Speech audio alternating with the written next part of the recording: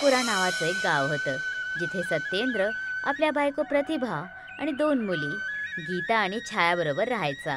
सत्येंद्रजवळ त्याच्या बाबांनी सोडलेली एक जुना स्कूटर होता, ज्याला तो गावामध्ये मुलांना कॉलेजमधून घ्यायला जात होता. कॉलेजच्या बाहेर सत्येंद्र पोचतो आणि त्याच्या मुली बाहेर उभ्या असतात. बाबा, आता आम्ही मोठे झालो आहोत. आता आम्ही स्वतः घरी येऊ शकतो. तुम्हाला आम्हाला घेण्यासाठी यायची गरज नाहीये. हो बाबा, आता आम्ही कॉलेज जायला लागलो आहे. तुम्ही दोघं कितीही मोठे व्हा, माझ्यासाठी तुम्ही अजूनही लहान मुलासारखेच आहात. चला बसा या स्कूटरवर, तुम्हा दोघांना घरी सोडतो. गीता आणि छाया स्कूटरवर बसतात आणि सत्येंद्र त्यांना घरी सोडतो आणि त्याची बायको प्रतिभा त्याला बाहेर टिफिन द्यायला येते. हे घ्या तुमचं टिफिन. आणि मुलं सांगत होते की तुमची स्कूटर खूप आवाज करत आहे. कसं जाणार तुम्ही दररोज शहर, ह्या पावसाळ्याच्या मौसममध्ये ही खटारा घेऊन? अरे, जेव्हा बघेल तेव्हा काही ना काही अपशकुनी स्कूटरबद्दल बोलतच राहतेस. ही स्कूटर वडिलांनी दिलेली आहे. ही मला शहरामध्ये घेऊन पण जाईल आणि घेऊन वापस पण येईल. चल, मी निघत आहे. सत्येंद्र शहरकडे निघतो आणि थोड्या वेळानंतरच एक न थांबणारा पावसाळा सुरू होतो. शहरच्या रस्त्यांवर पाणी जमा व्हायला लागते आणि लोकांच्या गाड्या रस्त्यामध्येच खराब होऊ लागतात. काही दिवसांपर्यंत सत्येंद्र घरी येत नाही. 3 दिवसानंतर जेव्हा सत्येंद्र घरी येतो, कुठे होता 3 दिवसापासून? आणि स्कूटर कुठे आहे तुमची? तुम्हाला माहित पण आहे मुलं आणि मी किती काळजीत पडलो होतो. आता काय सांगू भाग्यवान, पावसाच्या कारणामुळे सगळ्या शहरांचे रस्ते पाण्याने भरले होते, ज्याच्यामुळे मी रस्त्यामध्येच फसून गेलो होतो आणि माझा स्कूटर पण खराब झाला. आणि पावसामुळे सगळ्या ट्रेनला सुद्धा रद्द करून टाकलं. माझी स्कूटर पूर्णपणे खराब झाली आहे, ज्याच्यामुळे मला शहरामध्येच त्या स्कूटरला सोडावं लागलं. काही हरकत नाही, हे सगळं तर होतच राहतं. आता प्रकृतीच्या खिलाफ कोण जाऊ शकतं? सत्येंद्र आणि प्रतिभाचं बोलणं गीता ऐकते आणि आपल्या बहिणीला घेऊन जंगलाकडे निघून जाते. दीदी, तू मला इथे का घेऊन आली आहेस? बाबांचा स्कूटर खराब झाला आहे आणि त्यांचं काम शहरमध्ये पडतं. पावसामुळे शहरचे रस्ते आणि ट्रेन दोन्हीही बंद झाले आहेत. आपल्याला बाबांसाठी नवीन स्कूटर घ्यावं लागेल. पण आपण ते स्कूटर घ्यायचं कसं? आपल्याकडे तर पैसे पण नाहीयेत आणि घेऊन फायदा पण काय होणार, जेव्हा रस्त्यावर फक्त पाणी भरलेलं आहे. त्यासाठी आपल्याला असं स्कूटर बनवावं लागेल जे पाण्यावर पण चालेल. जेव्हा ती दोघं बोलत होते तेव्हा तिथे एक वैज्ञानिक त्यांचं बोलणं ऐकतो आणि त्यांच्या जवळ येऊन बोलतो. तुम्ही लोक बिलकुल अशी स्कूटर बनवू शकता जी पाण्यावरती चालेल. अहो, पण तुम्ही कोण? मी भविष्यामधून आलोय बेटा. आता मी तुम्हाला ही स्कूटर कशी चालवायची आहे ते सांगतो. वैज्ञानिक त्यांना 2 कॅप्सूल आणि एक पर्ची देतो. ह्या 2 कॅप्सूल मी भविष्यामधून आणल्यात. याला खाऊन तुम्ही बुद्धिमान होऊन जाताल. आणि ह्या चिठ्ठीमध्ये पाण्यामध्ये कशी चालणारी स्कूटर आहे याचं सगळं लिहिलेलं आहे. लक्ष देऊन बनवा. जेव्हा तुम्ही याचा वापर करेल त्याचं गुरुत्वाकर्षण जर कमी जास्त झालं तर गडबड होऊ शकते. हो, आम्ही लक्षात ठेवील. तुमचं खूप खूप आभार. चला मुलांनो, मी चाललो. माझ्या स्वतःच्या वेळेमध्ये जायचा वेळ झालेली आहे. वैज्ञानिक तिथून निघून जातो.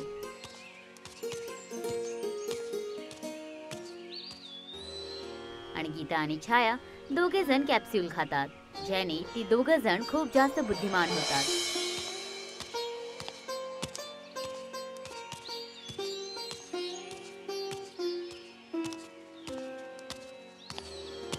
दीदी, आपण हा स्कूटर बनवत तर आहोत, पण आपल्याकडे ह्या स्कूटरला पूर्ण बनवण्यासाठी पैसे नाही आहेत. तेव्हा तिथे त्यांचे बाबा सत्येंद्र येतात. तुम्ही दोघं काम नका थांबू. जेवढे पैसे लागतील मी देईन. आणि हे जर काम सफल झालं आपलं तर सगळ्यांचे त्रास मिटून जातील. गीता आणि छाया पूर्ण मेहनतीने स्कूटर बनवायला सुरू करतात.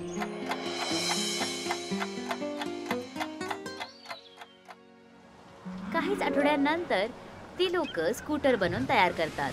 ते लोक स्कूटर घेऊन समुद्राजवळ जातात. सत्येंद्र स्कूटरवर बसतो. बाबा, आरामात जा. सत्येंद्र स्कूटर सुरू करतो आणि हळूहळू जमिनीवरून समुद्रावर घेऊन जातो. स्कूटर अजिबात पाण्यात नाही बुडत, जसं जमिनीवर चालत आहे. चालू झाली, समुद्रामध्ये ही स्कूटर चालू झाली. वा छाया, आपला स्कूटर तर पाण्यावर चालायला लागला. हो दीदी, आपला स्कूटर पाण्यावर चालायला लागला. शहरामध्ये पाऊस होत होता. रस्त्यांमध्ये आता पण पाणी भरलेलं होतं आणि सत्येंद्र आपली स्कूटर पाण्यावर चालवून घेऊन जात होता. हे सगळं बघून गावची लोक त्या स्कूटरला विकत घेण्यासाठी आले. गीता आणि छाया मिळून लोकांसाठी स्कूटर बनवायला सुरू करतात. बघत आहेस छाया, किती सगळी लोक पाण्यावर चालणारी स्कूटर विकत घेण्यासाठी आल्यात. चल लवकरच आपण खूप सगळे स्कूटर बनवूया. गीता आणि छाया स्कूटर विकण्याची सुरुवात करतात आणि सगळ्या गावां आणि शहरांमध्ये लोक त्यांच्याकडूनच स्कूटर घेतात. पण ही गोष्ट शहरच्या व्यापारी रवीला अजिबात नाही आवडत आणि तो आपल्या कामगार राजूला बोलतो. जेव्हापासून ह्या सत्येंद्र स्कूटरवाल्यांनी पाणीवर चालणारी स्कूटर बनवलीये, तेव्हापासून आपली स्कूटर कोणी घेऊच इच्छित नाहीये. मालक, मी ऐकलंय की सत्येंद्र स्कूटरवाले, सत्येंद्रच्या 2 मुली आहेत ज्यांनी ही पाण्यामध्ये चालणारी स्कूटर बनवली आहे. त्या खूपच बुद्धिमान मुली आहेत. काही ना काहीतरी आपल्याला करावंच लागेल, नाहीतर त्या 2 मुली माझा धंदा संपवून टाकतील. आपल्याला खटखटीपुऱ्यालाच जावं लागेल. ते तर ठीक आहे मालक, पण आपण जायचं कसं? पाऊसच एवढा चालू आहे ज्याच्यामुळे पूर्ण शहरात पाणी जमा झालंय. तुमची गाडी खराब होऊन जाईल मालक. मी तर म्हणत आहे की आपण सत्येंद्र स्कूटरच घेऊन टाकू. पळीतून. राजू आणि रवी दोघं जण गावामध्ये गीता आणि छायाच्या कारखान्यामध्ये जातात. बघत आहेस राजू, केवढा मोठा कारखाना बनवला एवढ्या कमी वेळेमध्ये. मालकजी, आपल्यापेक्षा थोडा छोटा आहे हा कारखाना. थोड्याच वेळामध्ये आपल्यापेक्षाही मोठा कारखाना बनवतील हे. अरे कधीतरी चांगल्या गोष्टी बोलत जा राजू. जी मालिकजी, मला माफ करा, माझी जीभ जरा घसरून जाते. तुम्ही? मी शहरामध्ये स्कूटर विकायचं काम करतो. जेव्हापासून तुम्ही स्कूटर विकायला चालू केलंय तेव्हापासून माझा धंदा मंद झालाय. जर तुम्हाला ही स्कूटर विकायचीच आहे तर गावामध्ये विका. शहरामध्ये विकायची काय गरज आहे? हे तुम्ही काय बोलत आहात? आमच्या स्कूटरने लोकांची किती मदत होत आहे. आता फक्त लोक रस्त्याने नाही, पण समुद्राच्या रस्त्याने पण लोक लवकरात लवकर शहरमधून गावी येत जात राहतात. तर ह्याचा लाभ आम्ही फक्त गाववाल्यांना का देऊ? ही स्कूटर विकणं बंद करा. प्रेमानं सांगत आहे. पुढच्या वेळेस एवढं नरमीनं नाही सांगू शकणार. चल राजू. मालक, एक स्कूटर यांची घेऊनच टाकू. खूपच त्रासामध्ये आलोय. एक स्कूटर घेऊन टाका ना, नंतर वापस करून टाका. अरे चुप बाईस मूर्खा. हो हो, घेऊन जा. आमच्याकडे खूप सगळ्या स्कूटर्स ठेवलेल्या आहेत इथे. रवी आणि राजू तिथून निघून जातात आणि आपल्या ऑफिसमध्ये येतात. काही ना काहीतरी करावंच लागेल, नाहीतर आपण दोघं रस्त्यावर येऊन जाऊ. जे की स्वतःच पाण्याचं अंतर आहे आणि आपण पाण्यामध्ये राहू. मालक, खूपच बढिया गोष्ट माझ्या हातात लागली आहे. हे बघा, या चिठ्ठीमध्ये पाण्यावरती चालणारी स्कूटर कशी बनवली जाते याचं लिहिलेलं आहे. ते तिथे एका खास जागेवर ठेवलं होतं. मी चोरून घेतलं. अरे, मी तर विसरलोच होतो की तू मुफ्तच्या सोबत चोर सुद्धा आहेस. आणती इकडे चिठ्ठी. आता पाणीवर चालणारी स्कूटर आता आपली आहे, ते पण त्यांच्यापेक्षा चांगली बनवूया. रवी आणि राजू दोघे जण स्कूटर बनवायला सुरू करतात. इथे या चिठ्ठीवरती काही गुरुत्वाकर्षणावरती लक्ष द्या असं लिहिलेलं आहे. आणि असं लिहिलेलं आहे, तू ह्या स्कूटरमध्ये गुरुत्वाकर्षण जास्त टाक आणि मग आपली गाडी एकदम जोरात आणि चांगली चालायला लागेल. जी मालक, आत्ता करतो. काही दिवसांमध्ये रवी आणि राजू स्कूटर बनवतात. राजू स्कूटरच्या चाकांमध्ये जास्त गुरुत्वाकर्षण लावतो. हे घ्या मालक, आपला स्वतःचा पाण्यामध्ये चालणारा स्कूटर तयार झाला. मालक, चला याला चालवून बघूया. चालूयात राजू, चालूयात. थोडं धैर्य ठेव. आधी आपण त्या दोन्ही बहिणी गीता आणि छायाला बोलवूयात आणि त्यांच्या समोरच या स्कूटरला चालवू आणि त्यांना सांगूया की आमचा स्कूटर त्यांच्या स्कूटरपेक्षा चांगलाच आहे. रवी गीता आणि छायाला समुद्राजवळ बोलवतो. बघताय का तुम्ही दोघी? ही स्कूटर सुद्धा पाण्यावर चालते आणि ही चालतच नाही तर फार पळते एकदम. ही तर खूप चांगली गोष्ट आहे.